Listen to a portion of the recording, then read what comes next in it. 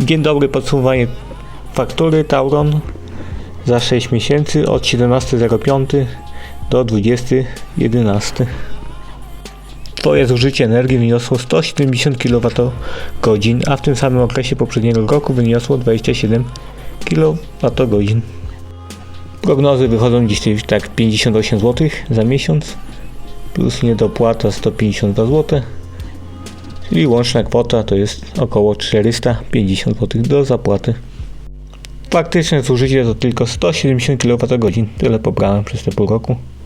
No wiadomo, pogoda trochę kiepska była, deszczowe dni, trochę większe zużycie, bo tam jakaś dziewczyna, to wiadomo więcej wody grzania i takie inne gotowanie, to trochę więcej poszło, a nie zawsze Orlit dawał radę. Cena za energię elektryczną plus dystrybucja wynosi 92 grosze za kWh, tyle mi wyszło z moich obliczeń. A opłata mocowa to łapie się na tą najniższą stawkę.